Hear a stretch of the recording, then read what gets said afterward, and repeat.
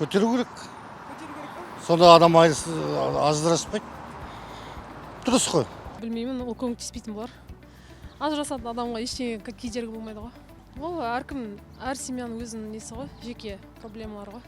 Мен ақша ешкім тоқтатпайтын сияқты. Әр уақытта да ешкімді тоқтатпаған ол. Не бала, не ақша ештеңе ұстамайды.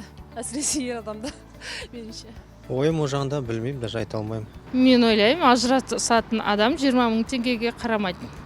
Өйткені қазір өзіңіз білесіздер ғой, абьюзер деген шығып жатыр. Тағы да басқа сондай жағымсыз жағдайлар болады жанұяда. Сондықтан 20 мыңға көтеріп, ол ешқандай нәтиже көрсетпейтін сияқты. Керісінше, ол мәселе 2 мың теңгеде емес қой. Ажырататын адамдар, ой, 2 мың теңге давай ажырасып кетейік демейді ғой. Ол ана ішінде басқа причиналар бар ғой. Ал 2 мың теңге деген ол қолжетімді, нормально шығар. Менің ойымша сол. Ол ақшаға қарап тұрған жоқ бұл жерде. Мәселенің шешімі ол емес, басқа ештеңе айта алмаймын.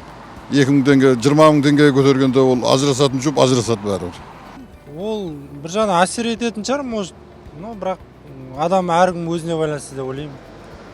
Ажырасатын адам все равно ажырасып кетеді бұл бәрібір. Ажырасқан адам ол 2 мыңға да 20 мыңға да қарамайды ғой. Если көңілі қалса, тіпті 2 миллион болса мүмкін.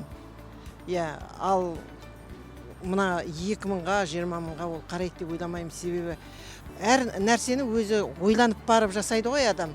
Енді бір жеңілтек қазір қосылып, қазір айырылатын кейбір жастар болмаса, өте бір қиын жағдайда балалы шағалы адамдар тем более айырылу ол оңай нәрсе емес.